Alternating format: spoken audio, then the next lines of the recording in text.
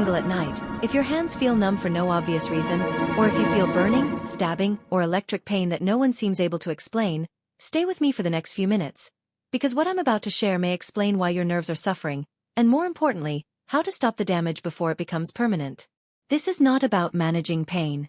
This is about protecting your nerves while you still can. Let me make you a clear promise right away. By the end of this video, you will understand the single worst poison attacking seniors' nerves today. A poison most people are exposed to every single day without realizing it. And you'll know exactly what puts you at risk and what needs to change. Not someday now. I'm Dr. Robert Harrison. I've spent decades treating seniors with nerve pain, numbness, burning feet, loss of balance, and something many are told they must just live with, neuropathy. And one of the most frustrating things I see is how often people are told the wrong story about why their nerves are failing. They're told it's age.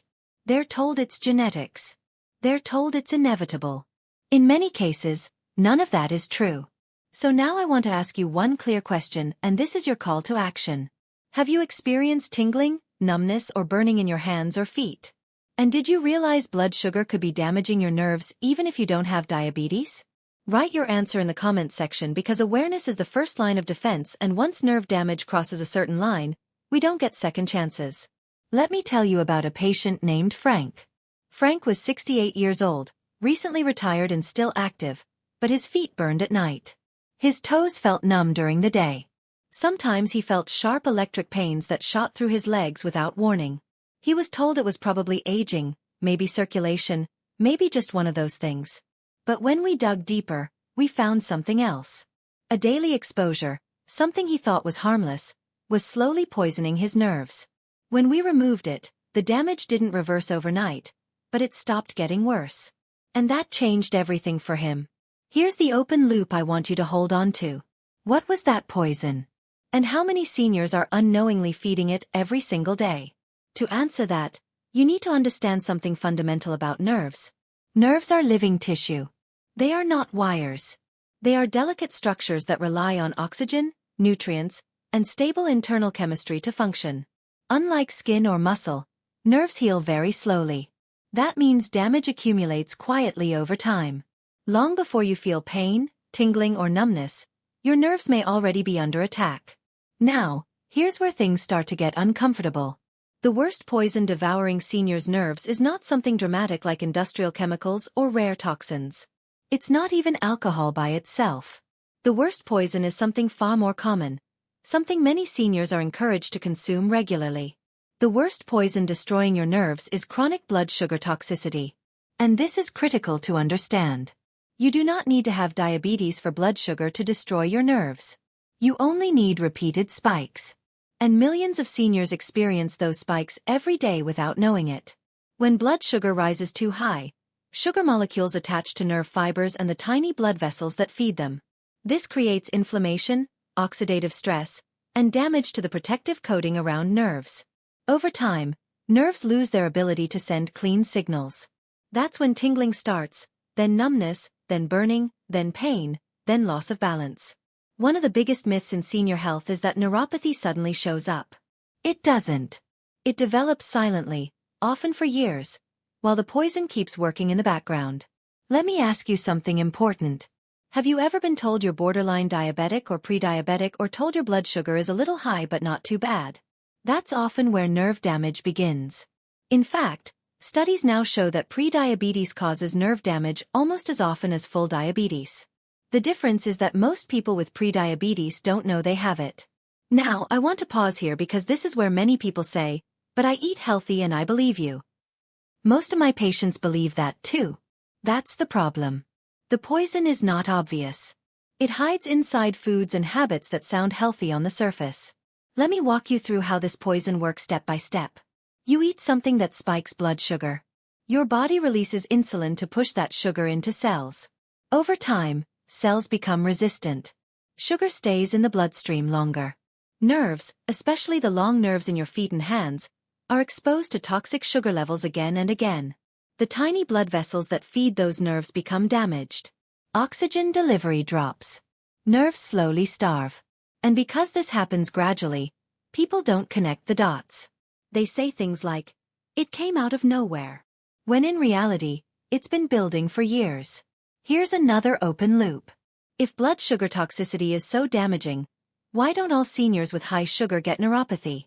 The answer is exposure frequency, duration, and nerve resilience. Some nerves tolerate abuse longer than others. But once damage crosses a certain threshold, symptoms appear and they often accelerate quickly. Now, let's talk about where this poison comes from in daily life. The first major source is liquid sugar, fruit juice, sweetened coffee drinks, sports drinks, even so-called healthy smoothies. Liquid sugar enters the bloodstream extremely fast because there's no fiber to slow it down. That creates sharp spikes that directly harm nerves. Seniors are often told juice is easy nutrition. In reality, it's one of the fastest ways to poison nerves. The second major source is refined carbohydrates eaten alone. Bread, cereal, crackers, rice, pasta. Especially when eaten without protein or fat. These break down into sugar quickly. Seniors are often advised to eat easy-to-digest foods, but easy digestion often means rapid sugar release. That sugar has nowhere to go except into the bloodstream and onto nerve tissue. The third source is constant snacking. When insulin stays elevated all day, nerves never get a break. There's no recovery window. This is why grazing is especially harmful for nerve health. Nerves need stable conditions to survive. Constant sugar exposure keeps them inflamed. Now, here's a piece most people never hear. Some medications can quietly worsen nerve damage by interfering with nutrient absorption, especially B vitamins. Certain acid-blocking medications, diabetes drugs, and cholesterol medications can deplete B12 over time. B12 is essential for maintaining the protective coating around nerves. Without it, nerves become fragile and misfire. Let me tell you about Susan. She had numb feet for years. Doctors blamed aging. When we tested her nutrient levels, she was severely deficient in B12. The cause wasn't her diet. It was a medication she had taken faithfully for years. Once corrected, her nerve damage stopped progressing. Not reversed, but stopped. And that made all the difference. Neuropathy is rarely caused by one thing alone. It's usually a combination of blood sugar toxicity, inflammation, nutrient depletion, and poor circulation. But blood sugar toxicity is the accelerant. It's the gasoline on the fire. This matters because nerves have a tipping point. Early damage may cause tingling or numbness. Later damage causes pain, balance problems, falls, and loss of independence. Once nerves die, they are extremely difficult to regenerate. That's why stopping the poison early is so critical. Here's the part one want you to hear clearly. Neuropathy is not always reversible. But in many cases, it is preventable from getting worse. And that alone can preserve your quality of life. Which brings us to the most important question. And this is where part 2 begins. If blood sugar toxicity is the poison, what neutralizes it? What protects nerves? And what simple changes can seniors make to stop nerve damage from progressing? In the next part, I'll show you how to identify hidden blood sugar spikes, the single eating rule that protects nerves, the nutrients nerves desperately need after 60, and how to tell whether your nerve damage may still be in the reversible stage. Now, let's talk about the part that actually gives you power. If chronic blood sugar toxicity is the poison quietly devouring your nerves, what neutralizes it? What protects nerve tissue? And what can you realistically do? Not as a medical professional, not as a fitness fanatic, but as a senior who wants less pain, better balance, and a future with more independence. This is where many people expect complicated answers. They expect extreme diets, expensive treatments, or miracle supplements. The truth is far simpler, and that's why it's so often overlooked. The first and most important step in protecting your nerves is stabilizing blood sugar. Not aggressively lowering it. Not chasing perfect numbers, but keeping it steady. Nerves don't need perfection. They need consistency. Every sharp spike in blood sugar is like a small chemical burn to nerve tissue. Fewer spikes mean less damage. That alone can slow or even halt progression. Here is the single most important rule I teach seniors with neuropathy. And it's one most people have never heard. Never eat carbohydrates alone. Not fruit, not bread, not crackers, not cereal. Carbohydrates eaten by themselves hit the bloodstream too fast. Sugar rises sharply. Insulin surges and nerve repair shuts down. But when carbohydrates are eaten with protein or healthy fat, Absorption slows dramatically. The same food that harms nerves when eaten alone becomes far safer when eaten correctly. This rule alone explains why some seniors develop severe neuropathy while others don't. Even with similar diets, it's not always what you eat, it's how you eat it. Let me give you a real example.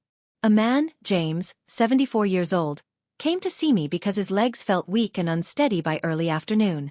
He had burning feet at night and numb toes during the day. He believed he was eating clean. Every morning, he drank a fruit smoothie with banana, mango, juice, and yogurt. What he didn't realize was that the liquid sugar hit his bloodstream before his muscles and nerves had any protection. We removed the smoothie, replaced it with eggs and vegetables in the morning, and moved a small portion of fruit to later in the day, eaten after a meal. Within weeks, his nerve pain eased, his balance improved, and his energy lasted longer. Nothing magical happened. We simply stopped poisoning his nerves. The second major step is eliminating liquid sugar entirely. No juice, no sweetened drinks, no smoothies. Even 100% natural juice is pure sugar without fiber.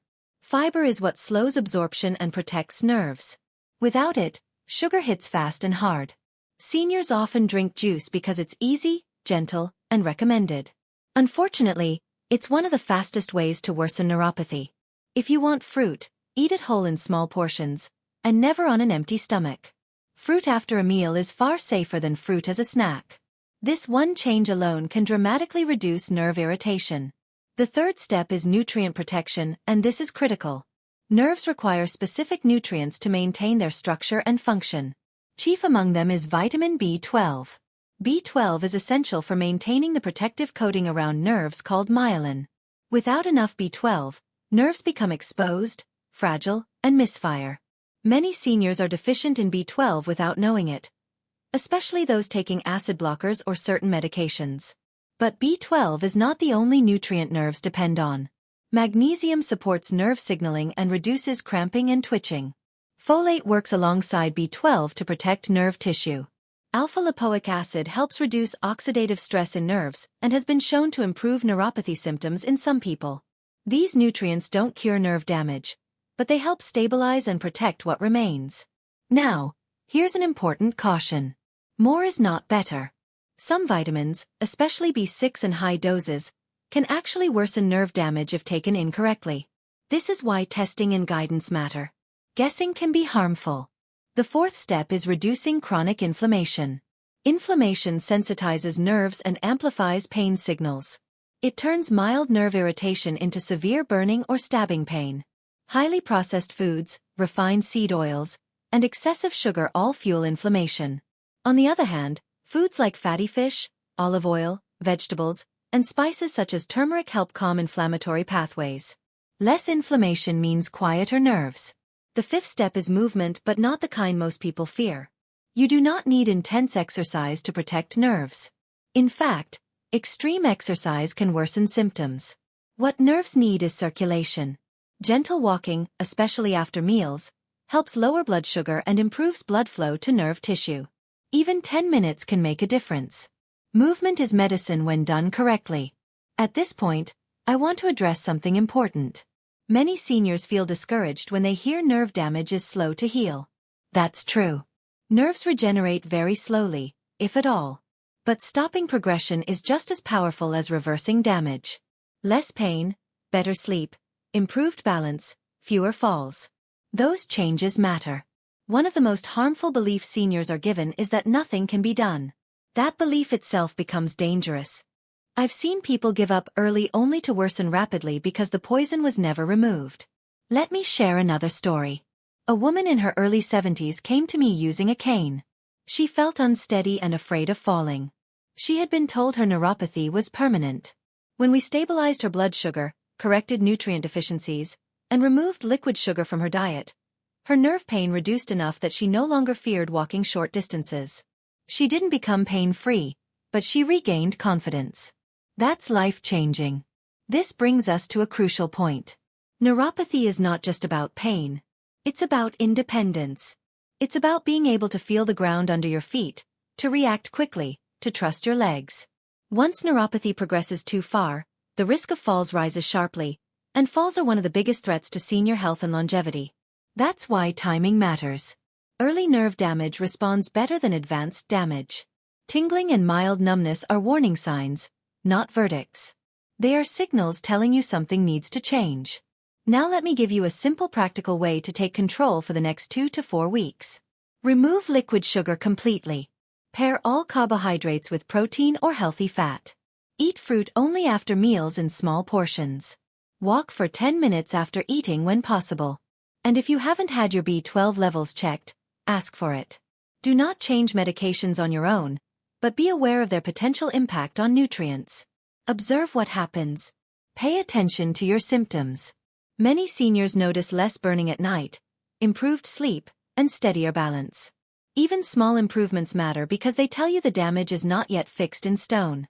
Here's something I want to say very clearly. Anyone promising a miracle cure for neuropathy is not being honest. But anyone telling you nothing can be done is also wrong. There is a wide space in between, and that's where real progress lives. Neuropathy is often the result of years of quiet damage. It makes sense that improvement takes time, but stopping the poison is always the first step.